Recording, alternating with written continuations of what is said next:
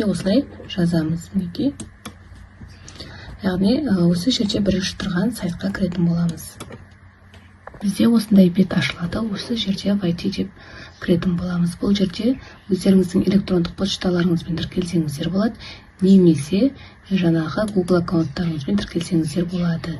Менде деген тіркеліп тұрғандықтан бірден осылай терезе ашылады. Осы жерде бізде осылай терезе ашылады. Мына жерде мой проект, яғни сіздердің жасаған жұмыстарыңыз сақталатын болады. Мына жерде тариф дейді, яғни бұл негізі платны платформа, бірақ біздер жаңағы әртүрлі почталарды ашу арқылы бесплатны нұсқасын пайдалансақ болады. Енді мына жерде менің жасаған жұмыстарым тұр. Мінекей, барлығы 10 жұмыс жасай аламыз. Егер 10 жұмыстан кейін доступ бітіп қалады, доступ біткеннен кейін мына бұрынғы бір жұмысымызды өшіріп қайтадан жасасақ болады, немесе басқа почтамен тіркеліп, басқа немен кірсек болады, почтамен тегін пайдалануға. Енді мына жерде бізде көріп тұрғандарыңыздай күндер жазылып тұр, яғни мынау 15 күннен кейін уже бітеді деген сөз болған доступ. Мінекей, мына 17 күн, 18 күн, осылай бізде 27 күн. Осылай бір жасаған жұмыстарыңыз бір ай сақталады. Енді қазір мен жаңа жұмысты бастаймын. Мысалға добавить проектті басамыз. Мінекей, менде уже бітіп тұр, я. Перейдите на другой тариф, чтобы создать больше проектов. Енді мен тариф сатып алмаймын. Бірақ мен мына жерден бір жұмысымды бұрынғы өшіріп тастаймын. Мінекей, мына жердегі нүктені басасыз. Сол кезде удалить деген батырмамен өшіреміз. Енді добавить проект. Енді біз қазір маска жасау үшін бізге мына керек болады. Міне трейдинг лица дегенді таңдаймыз. Бұл бізде ешқандай программасыз, яғни браузер кез келген немен ашыла беретін болады, интернеттің көмегімен. Мінекей, осындай бет ашылады. Енді біз бұдан жұмыс жасамастан бұрын біз алдын ала слайдқа дайындап алу керекпіз. Салатын сұрақтарымызды болмаса сайтқа дайындап алып, сурет ретінде сақтап алу керекпіз. Біздер міне келесі осындай пустой проект таңдаймыз.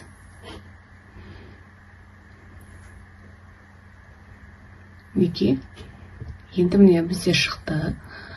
Осы жерден енді мына жерде бізде new theme деп тұр. Осыны өзгертеміз, бірінші бет деп. Неге? Потому что бізде қазір бірнеше не ашқан кезде шатасып кетпес үшін осылай жасаймыз. Енді мына бірінші бетке мен ойынды бастау деп саламын. Мен ол үшін мына жердегі изображение деген жердегі батырманы басатын боламын. И загрузить новый фото деп тұрады. Мінекей, фотоны жүктейміз. Мен барлығын алдын ала сайтқа жасап, фото ретінде сақтап қойғанмын рабочий столға. Мына жерден қазір мен алайын. Міне ұлттық құндылық деген папканы ашайын. Бұл жерде мысалға слайдтар тұр. Мысалға бірінші слайдты таңдаймын.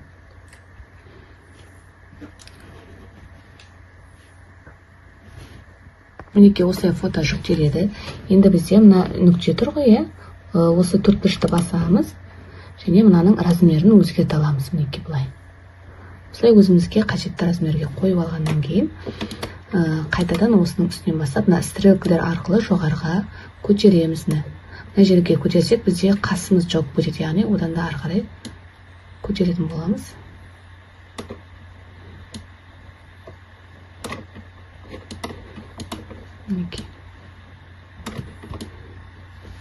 Енді мына жерде артқа қарай жақындататын боламыз. Тартамыз маңдайға қарай. Және әлде де жоғарырақ көтереміз. Мінекей, көтерілді. Жаңағыдай айтқандай, мына түймені басу арқылы біз размерін өзгерте аламыз. Былай. Мінекей, қойып алдық. Енді тағы да добавить цена дегенді басамыз. Пустая ценаны таңдаймыз. Мінекей, мына жерден енді екінші бетте өзгертетін боламыз. Енді екінші бетке де жаңағыдай әрекет жасаймыз, сурет таңдаймыз. Енді бізде бірінші бетте ойынды бастау болатын болса, екінші бетке енді сұрақтар кетеді. Мысалға, мына сұрақты алайын. жүктеліп жатыр. Мінекей жоғары қарай көтеремін және мына түймені басу арқылы мен бұның размерін үлкейтіп немесе осылай өзім қалаған размерге қоя аламын. Енді мынаны жоғары қарай көтеремін маңдайынан және кішкене тағайын. Қайтадан айналдырамын. Дайын болды. Енді біз қайтадан бірінші бетке барамыз мына жерде. Енді бізде ойынды бастауға қажет түйме керек. Ол үшін жоғары жақтағы фигурадан аламын бір фигураны. Осы фигураны осы жерге қоятын боламын. Бұл фигураның цветін өзгертуге болады. Ол үшін мына жақта залипка деген жерден түстерді таңдайтын боламыз. Мысалға қызыл. Мінекей түсі өзгерді, қызыл болып. Мінекей түсі өзгерді. Енді бізге осы түймені басқан кезде екінші бетке өту керек. Ол үшін осы түйменің үстін басамыз және настройка элемент деген жерді басамыз. При клике, яғни мынаны басқан кезде бізде переход сцену екінші бетке өту керек. Екінші бет дегенді таңдаймыз. Енді ары қарай екінші бетке кіреміз. Бізде мына жерде сұрақ жазылып тұр, соған сәйкес екі жауап тұр. Екі жауапқа олай болса бізге екі нүкте керек. Мысалға осыны алайық, жақындатамыз. Жаңағыдай түсін өзгертсек болады. Мінекей заливка дегенге барып. Енді осыны мына жерге апару керекпіз. Осының үстінен басып, мына жердегі дубликат дегенді түймені басатын боламыз. Міне. Енді бізде мынау дұрыс жауап, мынау бұрыс жауап. Енді соны енгізетін боламыз. Енді бізге дұрыс жауап пен бұрыс жауапты жасау үшін әуелі тағы да ценаны қосамыз, бет қосамыз. Пустая ценаны таңдаймыз. Жоғары жақтағы сурет батырмасын басамыз. Загрузить новое фото. Енді мана айттым ғой, мен слайдқа дайындала аламыз алдымен деп. Мінекей мына жерде мынау менде дұрыс жауаптың суреті. Осыны жүктеймін бірінші.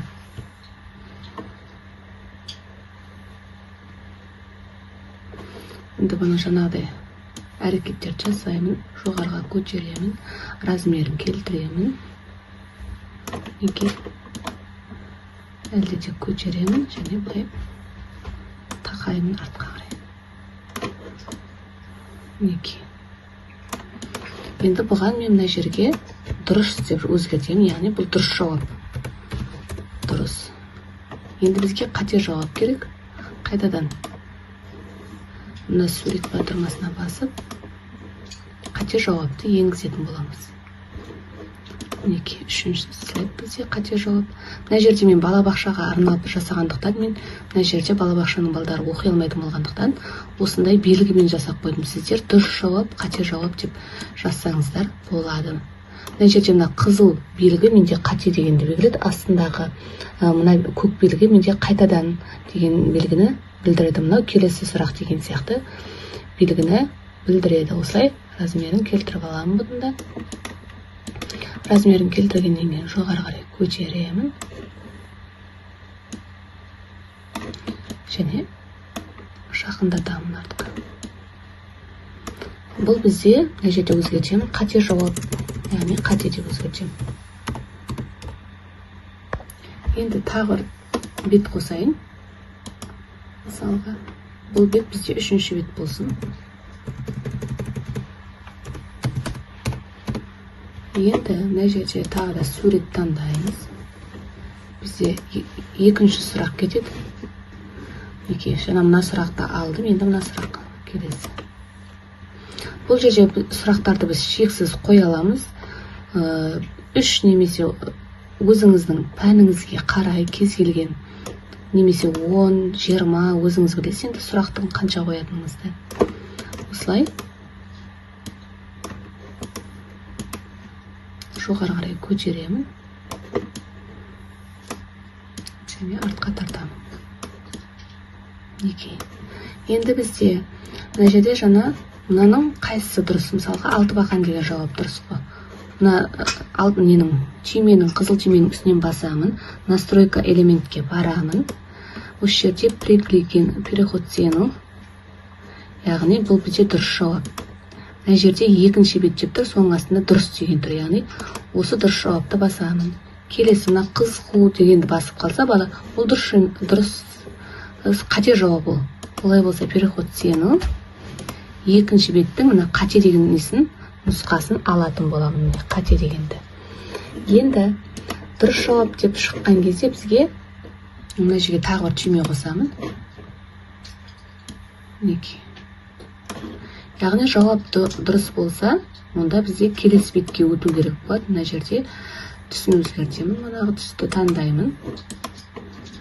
Осы нені басқан кезде, түймені басқан кезде бізде келесі бетке өту керек. Ол үшін настройка элемент, переход сену, яғни жаңа екінші сұраққа енді дұрыс болса, үшінші бетке өтеді, яғни келесі сұраққа өтеді. Енді қате болса, дәл солай, мысалға мен бұл жерде енді екі нүкте қоямын, өйткені қайтадан жасауға болады, қайтадан екінші сұраққа өтуге болады, қате жауап берген жағдайда, немесе келесі бетке бірден үшінші сұраққа өтуге болады. Түсін өзгертіп жіберейін. Түсін өзгертемін. Енді мына түймені басқан кезде бізде қайтадан екінші сұраққа өту керек, өйткені бұл қате жауап беріп тұр ғой.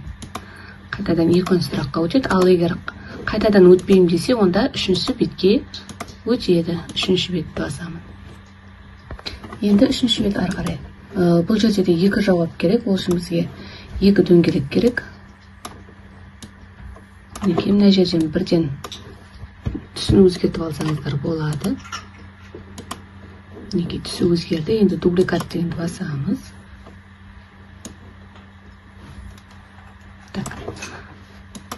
Енді басылды.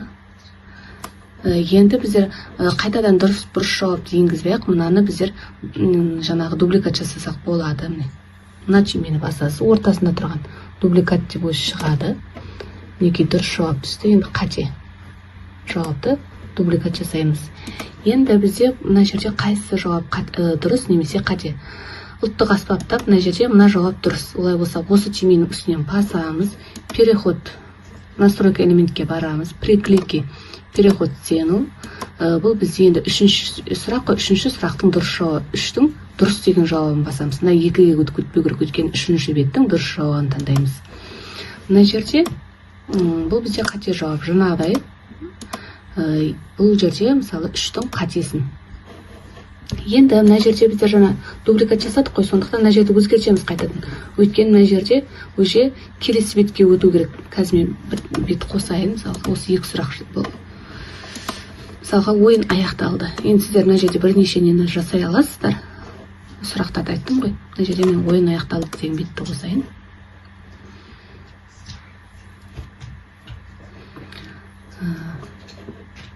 Жоғары қарай көтеремін. Размерін үлкейтемін. Қайтадан жоғары қарай көтеремін.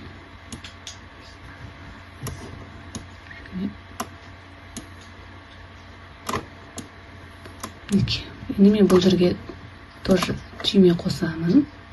Батырма яғни. Түсін өзгертемін. Яғни мына дұрыс жауап болған кезде, жерге барайын. Бұл соңғы бетке өту керек, мынау төртінші бетке өзгертейін. Төртінші бет. Яғни дұрыс деген жауапқа барамын, мынаны басамын. Настройка элемент. Мына жерде жаңа үшінші бет еді ғой, біз енді үшінші беттен кейін төртінші бетке өту керек. Солай болса, төртінші бет деп қоямын. Қате жауап. Мына яғын басса бізде үшінші сұраққа қайттан өту керек қой. Үшінші бет, мына жер. Төртінші бет. Мына үшінші сұрақтан келесі төртінші бетке өту керек. Мінекей жалпы осылай жасалады. Мына жерде дубликат жасаған кезде дұрыс жауап, қате жауап дегенді. Мына нелерін алмастыруды ұмытып кетпеңіздер. Және біздер музыка қоса аламыз. Мына жерде загрузить музыку дегенді басып, фоновый музыка қойсақ болады. Дұрыс жауапқа қол шапалақтау деген сияқты музыкаларды қойсақ болады. Ол үшін алдын ала жүктеп аламыз музыкаларды. Және сохранить деп жоғарыда тұрады. Егер жұмыс жасап болғаннан кейін, мына жерде сұрақтарды құрып болғаннан кейін, сохранить батырмасын басамыз, сосын мына жариялау түймесін басамыз. осылай бір мінекей жарияланды деп тұр.